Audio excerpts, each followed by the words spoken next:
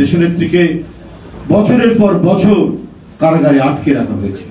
তিনি যাতে চিকিৎসা নিতে না পারেন তার যাবতীয় ব্যবস্থা এই সরকার করেছে। দলের ভারপ্রাপ্ত চেয়ারম্যান যাতে দেশে ফিরতে না পারেন এই কারণে একের পর এক মিথ্যা মামলায় তাকে সাজা দেওয়া হয়েছে। গোটা দেশকে নিজের হাতের মুঠোয় নিতে শেখ হাসিনা কোনো আইনের শাসন, ন্যায় বিচার কোনো কিছু তোয়াক্কা করেননি। এক ভয়ঙ্কর একদলীয় দুঃশাসনের মধ্যে দিয়ে এক দানবীয় দুঃশাসন তৈরি করেছিলেন শেখ হাসিনা।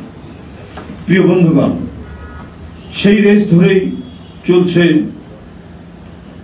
চলেছে এখনো নারী শিশু নির্যাতনকারীরা যেন ওত পেতে বসে আছে। সেই রেসটা এখনো সম্পূর্ণ কাটিয়ে ওঠা যায়নি পরিবর্তিত পরিস্থিতিতে।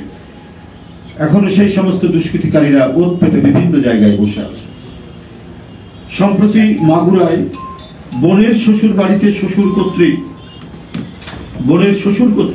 8 বছরের শিশু আসিয়াকে ধর্ষণ এবং কয়েকদিন চিকিৎসারত থেকে গতকাল তার মৃত্যুবরণ সারা জাতিকে বিমূঢ় বেদনায় বেদনার্ত করেছে।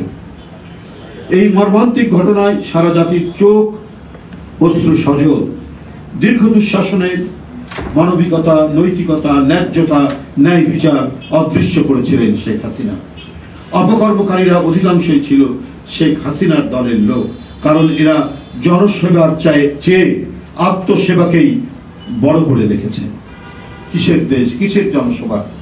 এক একটা মন্ত্রী আঙ্গুল ফুলে, এক একটা এমপি, আওয়ামী লীগের লোকজন আঙ্গুল ফুলে কলা গাছ হয়েছে। একজন ছাত্র নেতা সে 2000 কোটি টাকা পাচার করে, ছাত্রলীগের এক নেতা। এই ধরনের অসংখ্য ঘটনা ঘুরি যে দেশে দুর্নীতি, যে দেশে টাকা পাচার হয়, সেই দেশে নারী শিশু নির্যাতন তো একটা স্বাভাবিক ঘটনা। কারণ এই ক্ষমতাসীনরাই, তৎকালীন ক্ষমতাসীনরাই এই অনাচারগুলোকে প্রতিষ্ঠিত করেছে বলে নারীরা, শিশুরা কেউ রেহাই পায়নি। প্রিয় সাংবাদিক বন্ধুগণ, বর্তমান সময়ে নির্যাতিত আসিয়াকে ধর্ষণের পর মৃত্যুর বিষয়টি কোনো মতেই দেশবাসী মেনে নিতে পারছে না।